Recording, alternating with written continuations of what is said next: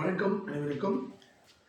At foundation for the blind என்று சொல்லக்கூடிய எங்களுடைய இணையமுடாக பயணம் செய்து கொண்டிருக்கின்ற அனைத்து உள்ளங்களுக்கும் மீண்டும் மகிழ்ச்சி. ஒரு சிறிய இடைவெளியின் பின்பு நாங்கள் இன்றைய தினம் உங்களை மீண்டும் சந்தித்திருக்கின்றோம். அந்த வகையிலே நாங்கள் உங்களுக்கு 2 கதைகளை கூறியிருந்தோம். அதாவது கண் பார்வையற்றவர்கள் மத்தியிலே எவ்வாறு அவர்களுக்கு அசம்பாவிதங்கள் நடைபெறுகின்றது, அவர்கள் அதிலிருந்து மீண்டு எவ்வாறு செல்ல வேண்டும் என்பதற்காக. அந்த கதையிலிருந்து நாம் அடுத்த கட்டத்தை பெறுகின்றோம். அவர் என்ன செய்கின்றார், நோய், அதாவது அவருடைய காயங்கள் சுகமாகி மீண்டும் யோசிக்கின்றார், இந்த பாரங்களுடன் என்னால் தொழில் செய்ய முடியாமல் இருக்கின்றது, எனவே ஒரு பாரம் இல்லாத ஒரு தொழிலை செய்வோம் என்று யோசிச்சு அவர் என்ன செய்கின்றார்கள், குழந்தைகளுக்குரிய நூல், அதாவது சின்ன பிள்ளைகளுக்குரிய கதைகள், பாட்டுகள் போன்றவற்றையெல்லாம் தொகுத்து அந்த நூலாக அதை வெளியிட்டு அதை என்ன செய்தால் அதை விற்பனை செய்வதற்காக செல்கின்றார்.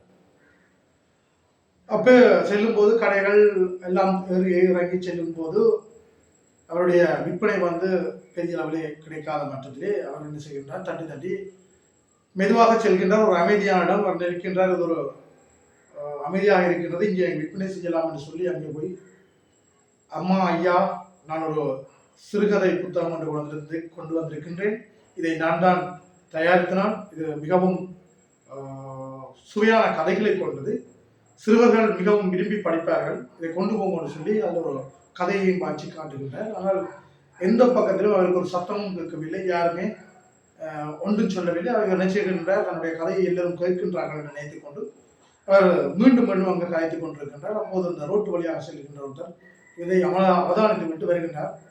வந்து கேட்கின்றார், என்னையா செய்கின்றீர்கள் இந்த இடத்துல, இது ஒரு என்ன சொல்கின்றது, மலர்ச்சாலை அல்லவா, அதாவது இறந்தவர்களை கொண்டு வைத்து இறுதிக்கிரையை செய்ய முடியும், இதிலே நீங்கள் என்ன செய்கின்றீர்கள் என்று அவர் சொல்கின்றார், ஐயா, நான் ஒரு கடை அல்லது ஒரு காரியாலயம் என்று நினைத்து வந்துவிட்டேன், இது ஒரு மலர்ச்சாலை, அதாவது இறந்தவர்களை இறுதி மரியாதை செய்ய முடியும் என்று எனக்கு தெரியாது, அந்த வகையிலே நான் இந்த இடத்துக்கு வந்துவிட்டேன், அதனால்தான்.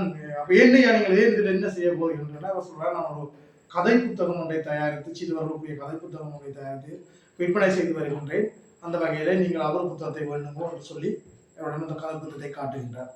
அப்போது அவர் சொல்கின்றார், இதெல்லாம் வாசித்துக் கொண்டிருக்க இப்ப நேரம் இல்லையா, புத்தகம் வேண்டாம், இந்த அமௌண்ட் ரூபா காசை வச்சுக் கொள்ளுமோன்னு சொல்லி அவற்றை பொக்கெட்டில் அந்த காசை வச்சுட்டு அவர் போறேன். மீண்டும் இந்த நபர் மன உளைச்சலுக்கு உள்ளாகுகின்றார். அதே, ஐயோ, எனது பார்வை அற்றமை பயன்படுத்தி என்னால் ஒன்றும் செய்ய முடியவில்லையே, நான் முதலிலே தொழில் செய்தேன், அதுவும் என்னால் செய்ய முடியாமல் காயங்கள் ஏற்பட்டு விட்டது, அதே போன்ற ஒரு சிறுவர்களுக்குரிய நூலை தயாரித்து விற்பனை செய்வோம் என்று சொன்னால் அதையும் அவதத்தை போட்டு எனக்கு 100 ரூபாயை தந்து விட்டு செல்கின்றார்களே, ஒரு யாசை, உதாரணம் சொல்ல போனால் ஒரு பிச்சைக்காரன் போன்ற ஒரு நிலையிலே என்னை யோசிக்கின்றார்களே, சிந்திக்கின்றார்களே என்று மனமுடைந்து கொண்டு அவர் மீண்டும் வீடு செல்கின்றார்.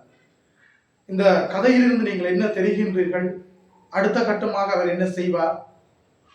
பார்வையற்றவர்களுடைய வாழ்க்கை இவ்வாறு தான் செல்கின்றதா என்ற விடயத்தை நீங்கள் உங்களுடைய தொலைபேசி ஊடாக நீங்கள் இதை பார்வையிடுபவர்கள் எங்களுக்கு சப்ஸ்கிரைப் செய்து உங்களுடைய கமெண்டிலே எங்களுக்கு உங்களுடைய கருத்துக்களை தெரிவு செய்யுங்கள். நீங்கள் கருத்துக்களை தெரிவு செய்யவில்லை, தயவு செய்து